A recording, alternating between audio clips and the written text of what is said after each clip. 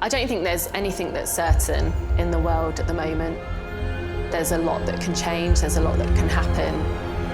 And I think that is in the back of your mind every time I'm going into work. Adult trauma, ETA 5 minutes. Got an assault coming in. He's stabbed multiple times. 5-year-old hit by a car, dragged for 3 metres, degloved the right side of their scalp. Code red. They're now saying partial amputation with a traumatic cardiac arrest. This is just disastrous. Travel by cow. I can't make that up. Oh, it's a proper day today, isn't it? St George's, London, one of Britain's busiest A&E departments, under more pressure than ever. What are you doing? It does sometimes feel like a battlefield, and it feels like a losing battle at times as well. You need to calm yourself down. I have 10 traumas and absolutely no space. 25-year-old jump from a 3rd floor balcony. This is the point where we can make a difference. Thank you, everybody. Thank you.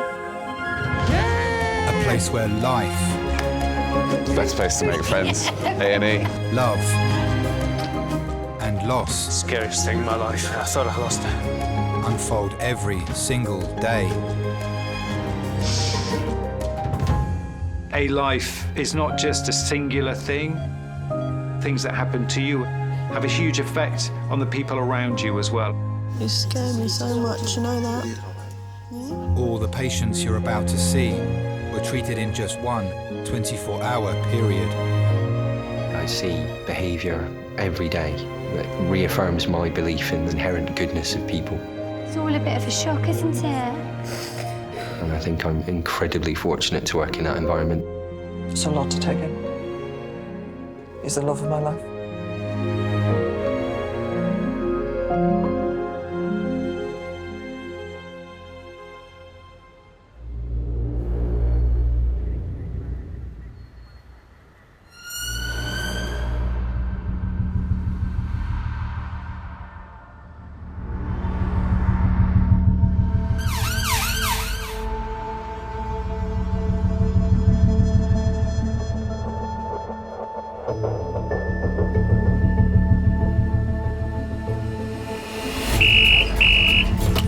Sandrozeni. Sure it has.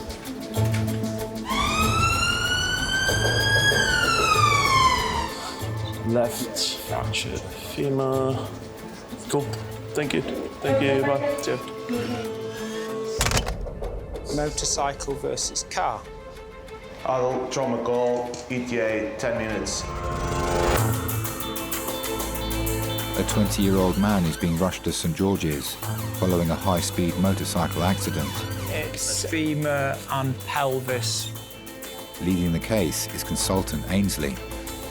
When a motorcyclist comes off a bike at high speed, these can be among the worst traumas that we see. I'm immediately thinking, have they got a severe brain injury? Have they got a broken neck? Have they broken their pelvis? Are they bleeding into their abdomen? And if they impact with a car or a curb, that's a marker of pretty serious injuries. You kind of have to cross your fingers that they've skidded and not actually bumped into anything. The patient's father and sister have been informed of the accident and are on their way to the hospital. Adam was working evenings. It was a perfectly normal day. And then about midnight, he still wasn't home. Tried ringing him, texting him, no answer. So I woke Katie up, my daughter, and said, have you heard from Adam? And she said no. I just had a feeling that something had happened, and I said I was going to go and look for him. And I got about 5 minutes away, and my dad rang me and said, you need to come home, the police are here. I just burst into tears, and I was so scared. I was really scared. Like, instantly, you just think that he's died. 1, 2, 3.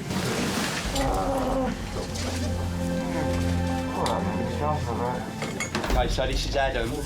Adam's a motorcyclist who we believe he was going up or down a hill. He's come off his motorbike and then a car's come around the corner and believe hit him. Injuries top to toe. We think pelvis, He's got a graze to his back and he's got a left fractured femur.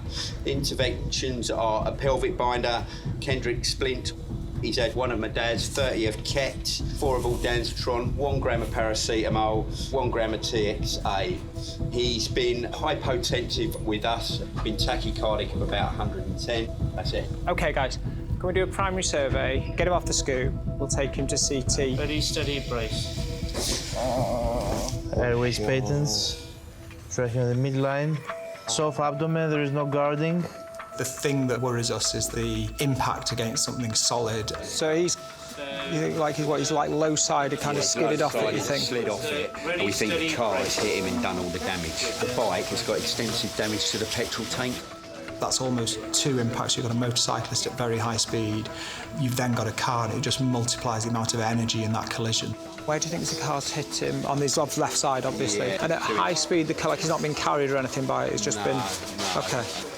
Main injury seems to be a closed femur fracture, possibly a pelvic fracture.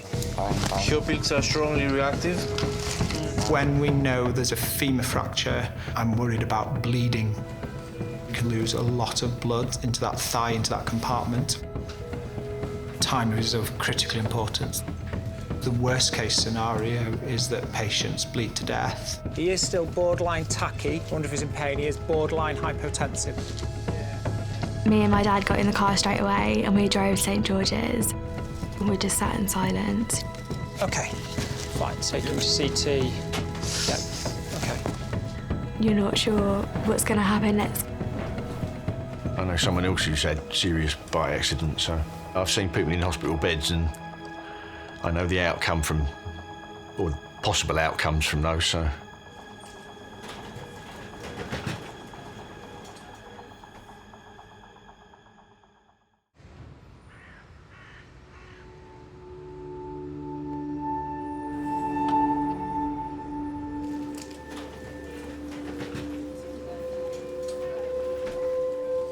All right, just going to move you across to the CT table, all right? 20-year-old motorcyclist Adam is in A&E after crashing his motorbike and being hit by an oncoming car. So on slide, ready, set, slide.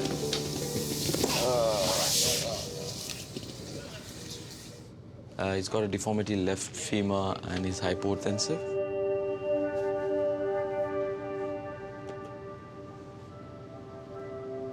He's always been around bikes with me. You know, he went on the back of a bike when he was little. My daughter Katie, she was also on the back of a bike from when she was about 6 years old.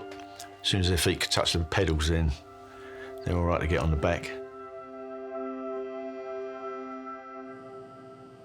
I've had bikes since I was 17. I just love being on the bike. I love riding on the bike. It's not like driving a car, it's entirely different. It gives you freedom.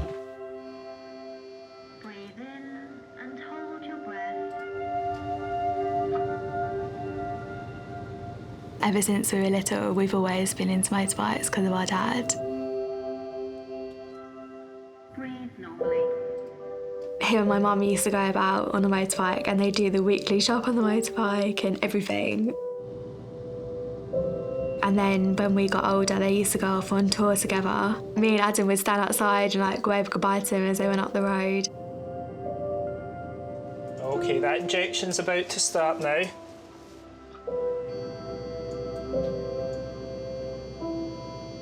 I worried about Adam. This is the first time he said about getting a bike.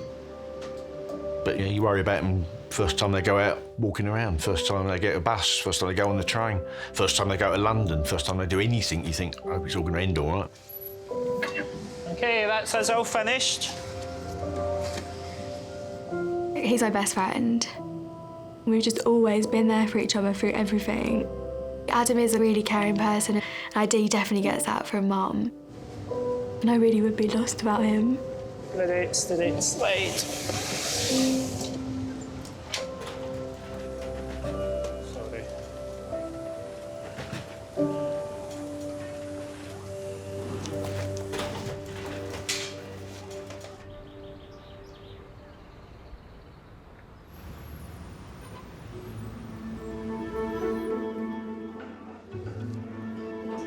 Morning. Oh my word, look. how strong that man is. Amazing. I've gone to the gym too many times. Oh no, that's yoga. That's amazing. Oh God. No way.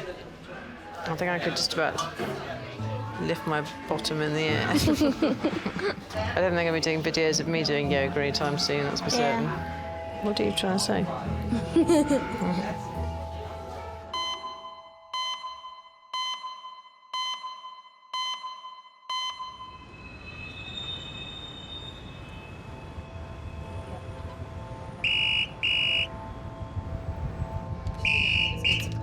A&E St George's. Okay, yep, go for it. 70-year-old male, Peru AAA. Sierra, thank you. Bye. Peru AAA. Blood pressure's unable to read. So a AAA is an abdominal aortic aneurysm, which means the main artery, one of the big blood vessels in the body, has got very big and expanded. If that's the case, then it can quite easily rupture. But if it's ruptured, then that means there's an immediate threat to life over the next few minutes to hours. Male priority, ETA 8 minutes, thank you. A 70-year-old man is travelling to St George's with his daughter. Dad hadn't been well for a while. He didn't want to get out of bed. He wasn't coherent all the time. That's not him. His mind has always been sharp. Whatever else was going on in his body, his mind was fine. It got to a point where I was like, you're going to the hospital, because he wasn't right. That was the only way I could describe it. Ready, brace, slide. Well done, don't worry.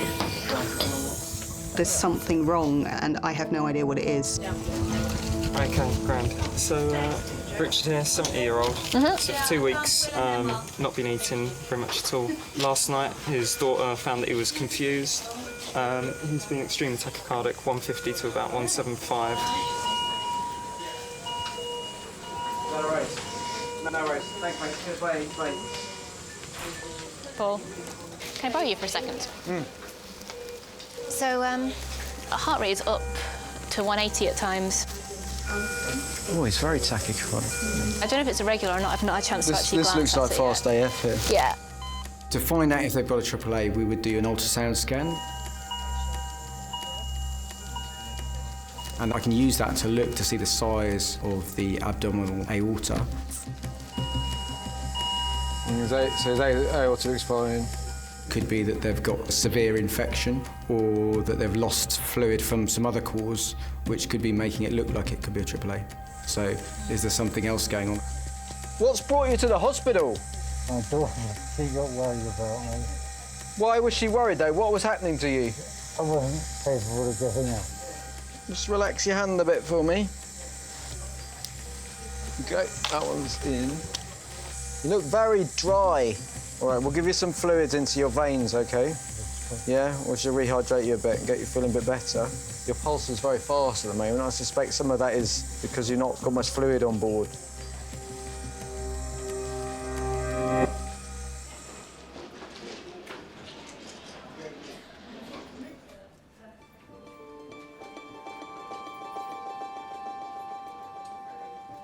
Hello, you want to come in and see Adam?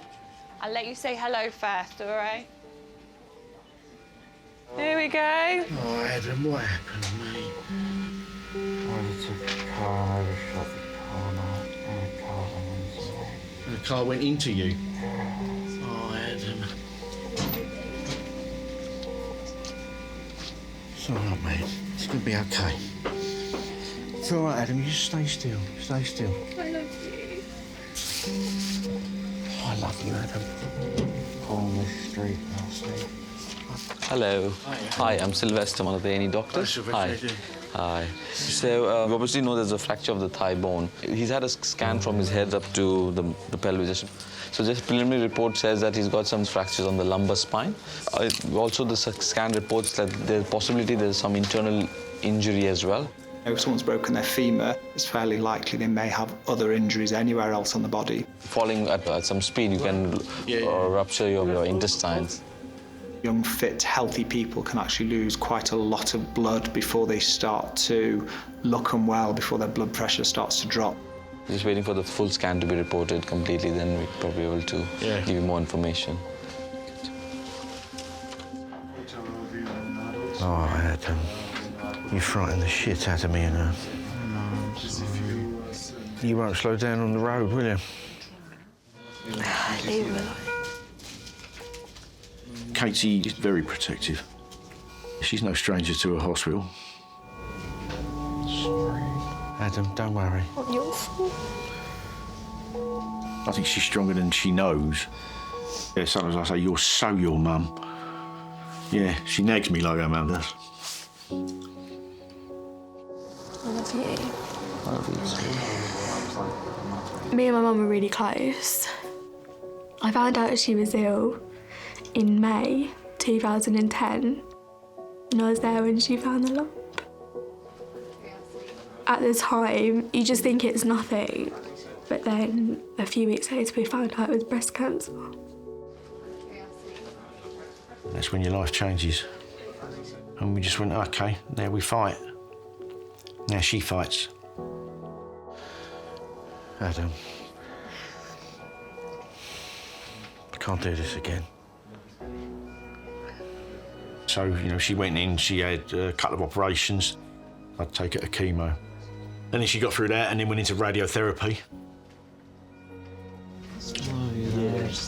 Love you too, Adam. I grew up really quickly, and I took over from my mum when she was really ill, and she'd sit there and I'd cook the dinners, and it just changed you a lot. We went back to the hospital and we were talking to the consultant, and I said, has she beaten it? Is she now not got cancer anymore? And he said, yes. And you think, that's it then, beaten it. So, you know, and that's when we got on with like living. We had such a good holiday. We went off to Cornwall. We stayed in a cottage, and we went to the beach and went to St Ives and went for walks, and then we all cooked dinner together. It was really lovely. I really enjoyed that holiday.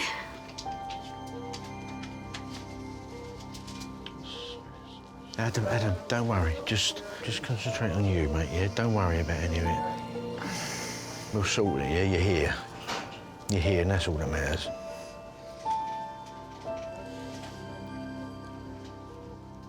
And then the cancer came back in September.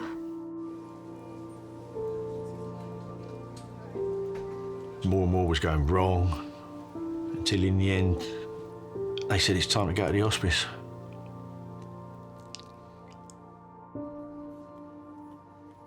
Katie went a lot to visit her. Adam wasn't great with hospitals at the time.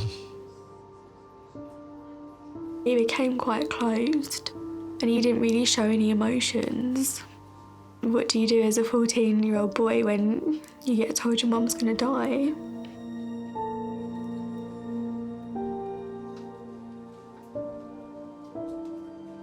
I remember the visit he came in, because Amanda didn't think he would.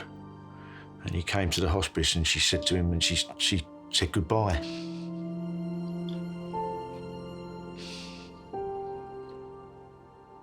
She said, thanks for coming. I know it was hard for you. Thank you for coming to see me. You don't have to come again.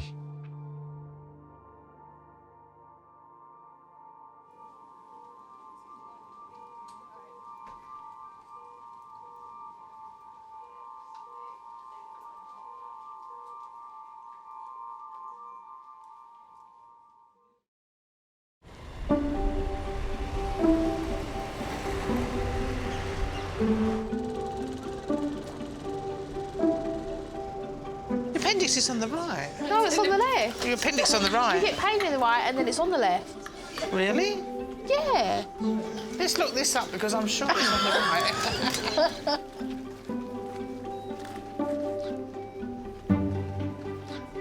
I think I just built a catapult. Catapults! Like, I've had performance issues before, but this is just starting to get inappropriate. You have to say catapult to do it as well. catapult. Symptoms of appendicitis. It is on the right-hand side. I'm not being funny, but you obviously don't need an appendix if most people get it taken out. It's like your tonsils. You don't technically... Well, no, you do need that, actually. I just don't get why they put things in your body that you don't need. Hello, A&E reception, how can I help?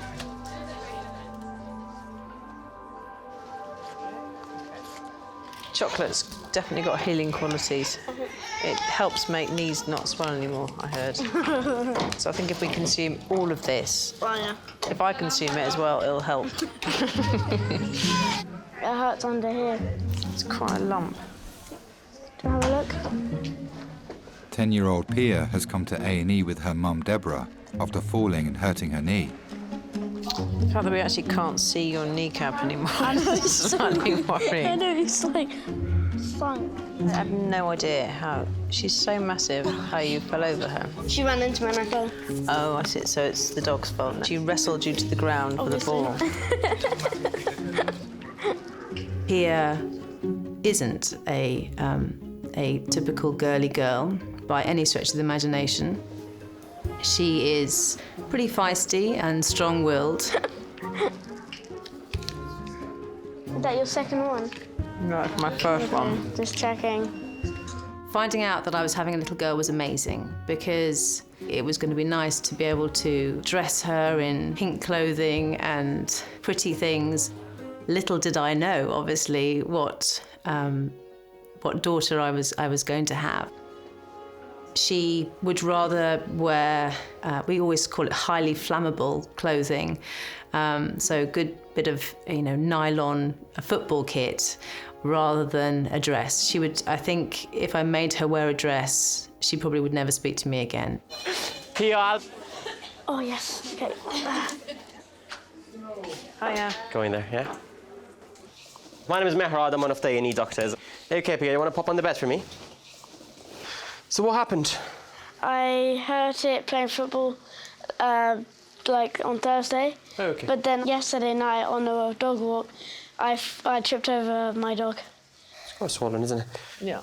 Are you lefty or righty shooting the ball? Which one do you play with, Pia? I kicked the right one. Kick with the right one. She's a goalie as well. Oh, she's a goalie. Okay. Pia is a very competitive person. If someone would say to her that she was unable to do something, that would make her try 10,000 times harder. The football team need her. Yeah, I bet. I think her brother initially said that she couldn't play football. And so she wholeheartedly threw herself into football and practiced until she was good enough to be on a team. That hurts. That's fine. All right. I guess X-ray it is to see what's happening there. Pia's dad is a huge Fulham supporter. And I remember one day Pia burst into tears. And I said, "Why, what's wrong? Why are you upset?" And she said, "I've been a Chelsea supporter for ages and I haven't been able to tell anyone." So I had a closet Chelsea supporter in the house. And so I called her dad and said, "Look, I know you think it's quite funny, but please can you take it quite seriously because she doesn't want you to be upset about it." And so he sat at the other end of the phone while she said, "I've got something to tell you." That's it. Good job. You go to the window, tell me your name, and then once you've had the X-rays, come back. Lovely, perfect, thank you. Thanks very much. I'm super lucky. I have great kids, great life. But I think sometimes you hit bumps in the road, sometimes things don't go to plan. It's just more important that you keep going and make the best choices that you can from that point.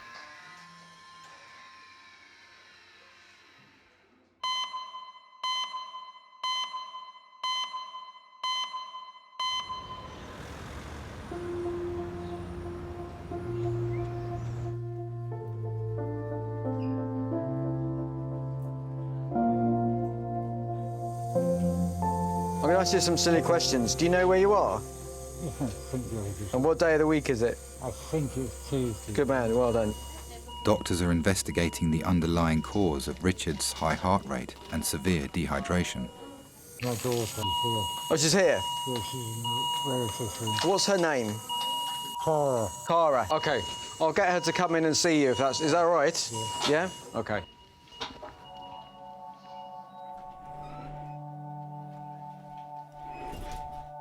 Cara, hi.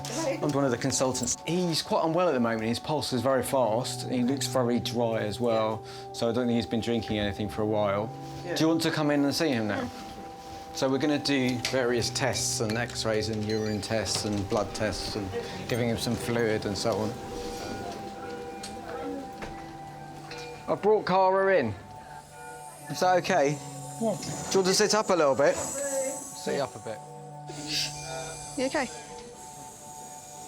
Okay. My dad taught me everything. He taught me to not let the world remake you. Just checking. My dad's super open-minded, and he was a lecturer from the early 70s up until he retired. I think he liked the discussions that he could have with students because he was a sociology lecturer. At that time, sociology was new, it was exciting. So he was able to steer discussions in different directions and this, that, and the other. So I think he enjoyed making people think, making people contemplate what was going on around them. Has he ever had a regular heart rate before? Not that I know of. Not that we're aware of? No. What is it that's preventing you from eating? You just don't feel like it. You just don't want to find it. I guess you must have lost weight. Yeah, he's lost weight. I don't know how much, but I have a photo of him from a little while ago. He used to have a belly. We were pretty much raised as hippies. My mum and dad were both very politically active in the late 80s, early 90s. And I was on my first protest when I was about 6 months old. It was an anti-apartheid protest. Does anyone live at home with him? Me and my brother. OK, fine. All right. When I was 5 years old, my school was threatened with closure, so we were on marches for that. We delivered letters to Downing Street. That's how we were raised. And have you been having fevers at home? Been complaining of feeling hot, but it hasn't gone shivery. Have you been vomiting at all? I was 7 when they split up. My dad was amazing raising us alone. When we were younger, we have the common right near the house, so we'd go over there, we'd kick a ball about. We'd go to museums sometimes. We did normal family stuff, just we were doing it with a dad instead of a single mum, which is what most people would expect. Do you have any pain in your chest? No. Do you have any pain in your belly? No. Do you feel short of breath right now? We are nosy, aren't we? We do ask a lot of questions. You OK? He's not a closed-off dad. He's completely there, no matter what. If we wanted hugs, all we'd have to do was ask. When I was going out, he'd kiss his hand and tap my head. Every time. I'm going to get one of the nurses to come pop you on drip, get you rehydrated. We're going to give you some medicine that might help to slow your heart down. OK? We're going to try something relatively gentle first. If that doesn't work, we'll have to try something else. You know, if I was travelling and I was on the other side of the world, if I needed to call him at 5 in the morning UK time, he'd answer. And whatever I needed, he'd be there. All right, but your blood pressure's OK, and you're talking to me, which is a good sign, so I don't have to jump in and do anything dramatic right now. OK? I will be back. He was always there. He's just the best. I couldn't have asked for a better dad at all.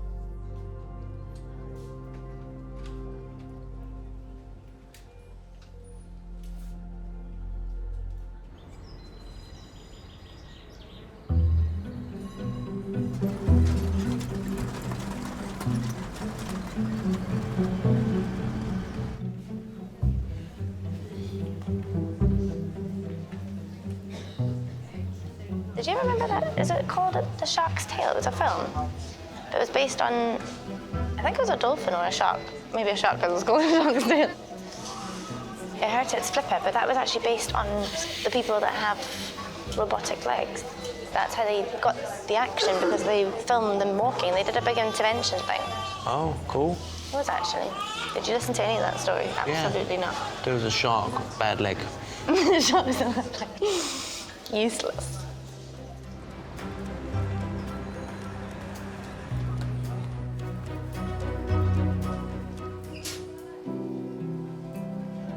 I need to work, I can't come in tomorrow. What's that? I need to work, I can't come in tomorrow. Look, you won't be able to walk around for a long while. This is big, Adam. Doctors have now received Adam's full CT report. So now I'm going to the other side. No worries. Let me complete it. Hi. There's nothing else on the spine, nothing broken. Oh, thank God for that. Nothing for that. And you have a fracture of your femur. Yeah.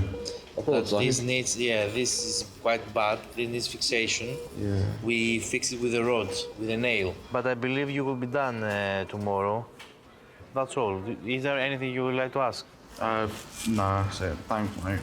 Good, so sign here to have everything in. Yeah. Yeah, I'm good.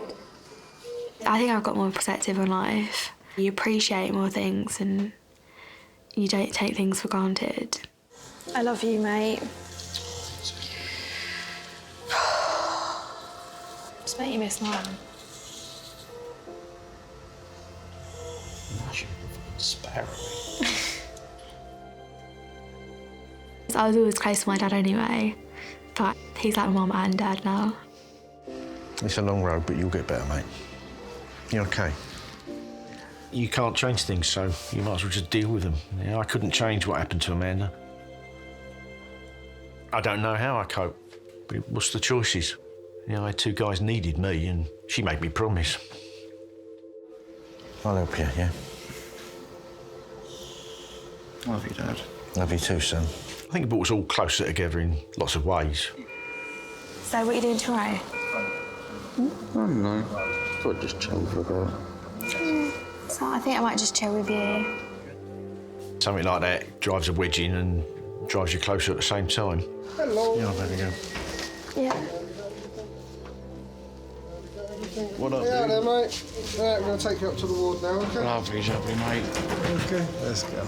Amanda wrote to me. She started writing a diary, and she wrote in the diary. And she said to me, live your life. If you find someone, don't mourn, don't grieve. Don't forget, but don't let it ruin your life. Carry on.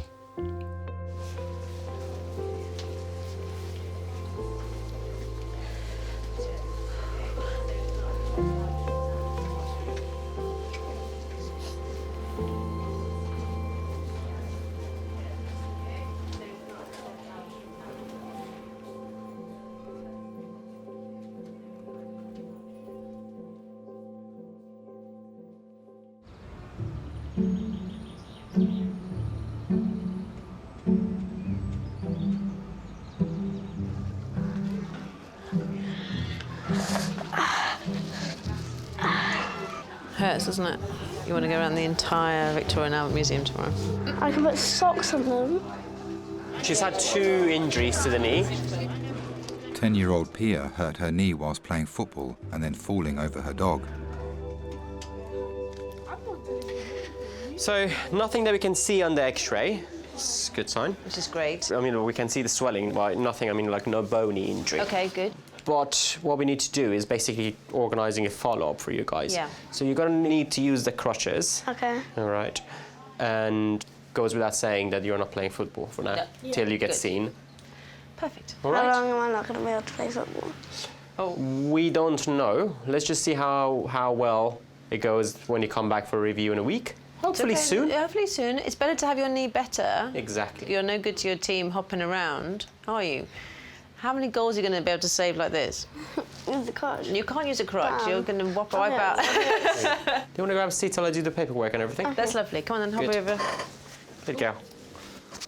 Pia is so independent as a child, but she's 10, and so, yes, I can't imagine her not being with me. Even when she was little, she said to me, I'm going to live with you even when I'm a granny. Come here, let me give you a cuddle. Family is very important to me. There's nothing better than having you know, your house full of family and people laughing and joking and kids running riot, and it's the best. You keep doing things that keep hurting it again, don't they? And you don't want to be hurt anymore. We need you better. Unfortunately, my husband and I split up quite a few years ago now. I think a lot of people, when they go through divorce, there's a lot of blame and a lot of anger, and I'm sure, there's been times when obviously I probably was, you know, angry or sad. But a child has to believe that they're two halves of two good people. If you do say, and I wouldn't anyway, but if you do say unkind things about the other part of them, their parent, then they sometimes can believe that one half isn't quite right.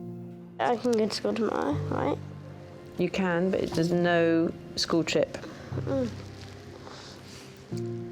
Their dad is a good man. I felt it was very important that we unite as a family, that we stay, focused as a family. Yeah. We're ready? If you gave me the same set of cards again, I wouldn't change the cards because then I wouldn't have the children that I have. Okay? Watching Pia grow and watching her develop as a person is fascinating. It's amazing to watch. That's it. Take it slow. I'm sweating so hard. And I said that to her the other day. I said, you're going to live with me even when you're a granny, remember? And she said, about that.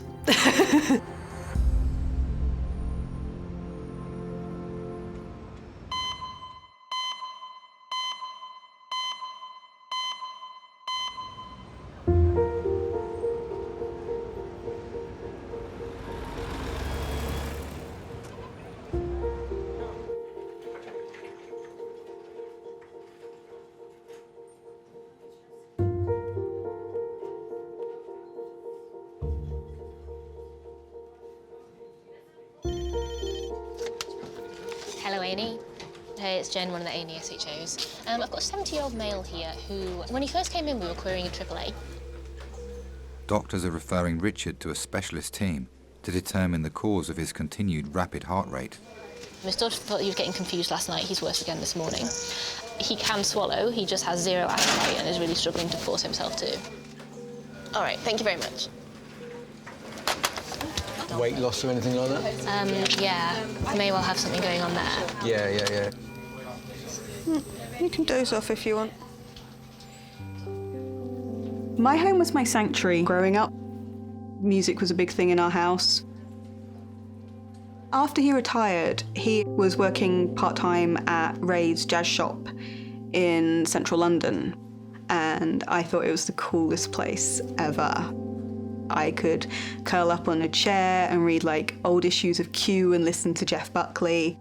You know, it was a proper old school record shop. He loved it, but it was becoming more difficult for him.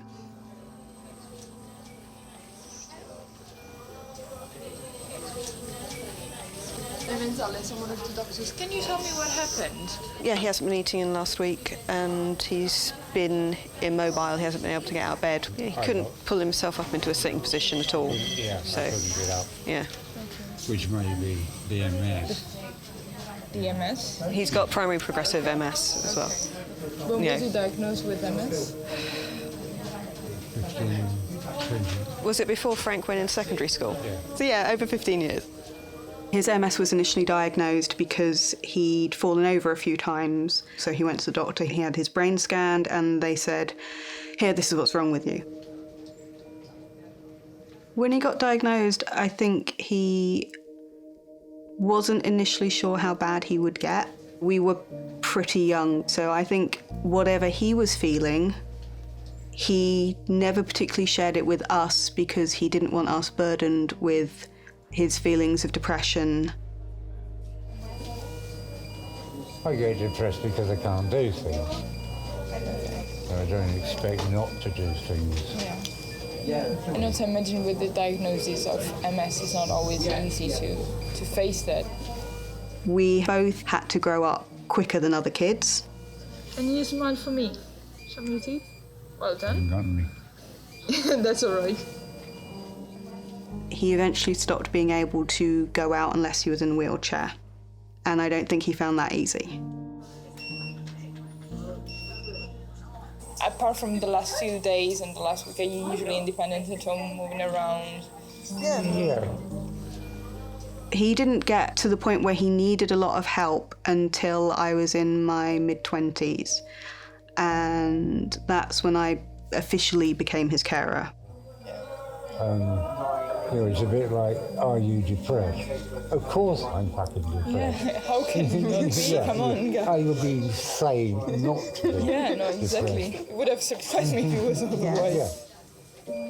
A lot of people said to us, oh, you're so good, sticking around looking after your dad. And it's like, well, what am I going to do? Shove him in a home? That's, he's my dad. He's looked after me my whole life. I don't know how much longer he's got left. I'm going to look after him.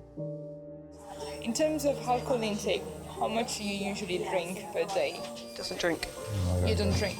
The most he has is when we do the Christmas pudding and put rum on it and light it on fire. That's it.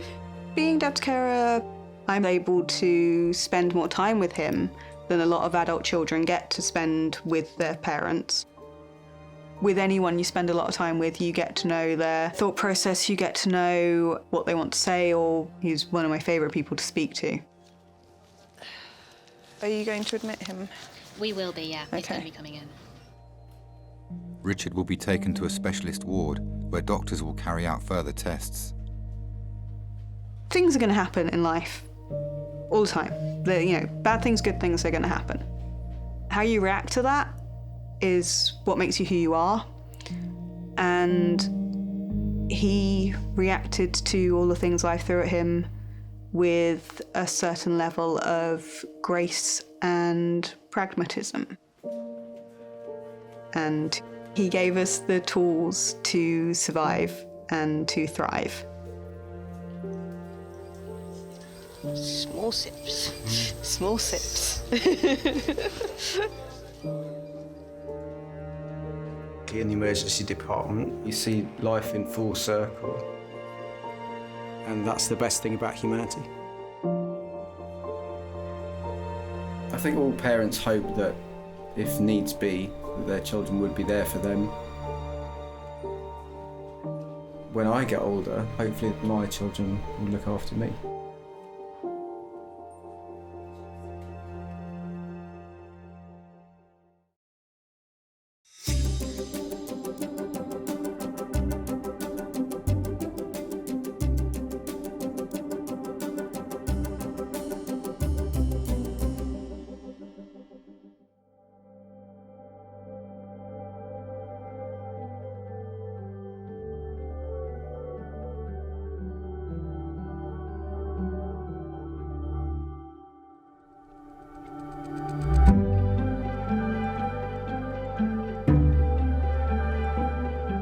I was miserable in the weeks I couldn't ride.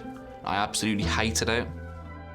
It was quite a big step for me because obviously getting back on the bike, there's always that grain of what if I do it again? I had a bike accident and I was in hospital for a week. And whilst I was in there, I talked to their mum and I said, I don't know, maybe I should pack it in and not bother anymore. And she said, if you do that, the decision's taken away from you. Someone else makes that decision then. She said, you get another bike and you ride it. If your bottle's gone and you don't want to do it anymore, well then that's your decision. But you can't let someone else make that decision for you.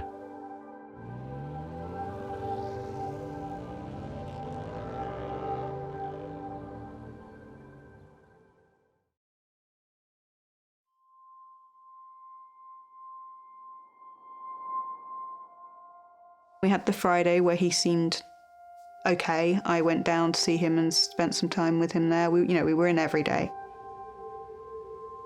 The antibiotics started working. They got his kidneys back going. They got his heart back going. And then we had a day where they were a little bit worried because his heart had gone a bit erratic.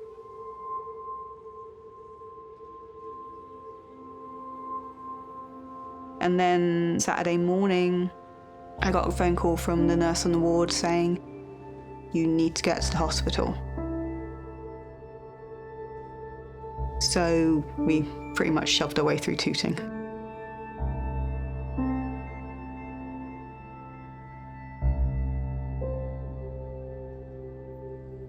It was a peaceful death.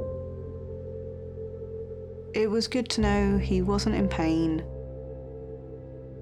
We played Bob Dylan and just was in there for a while with him.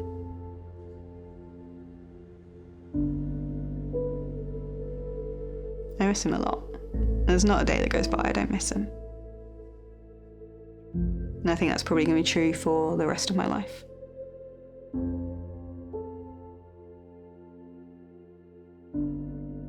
At the funeral, we picked the reading because me and my brother both saw it and went, yeah, that's Dad. And the basic implications were, you know, yeah, you can miss me, but you've got stuff to do now. Go do it. Go live your life.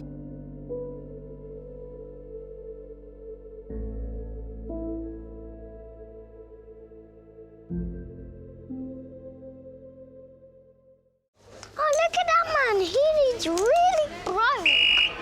A motorcyclist struck a car head-on. There was a knock on the door. Police lady arrived. You always worried, that's it, you're never going to see him again. Trauma, yeah? Adult male, trauma call 20 minutes. They'd all gone into the scrum, and then all of a sudden you just heard someone shouting head injury. It was the lack of movement. Can you feel me touching you here? That's when I started panicking.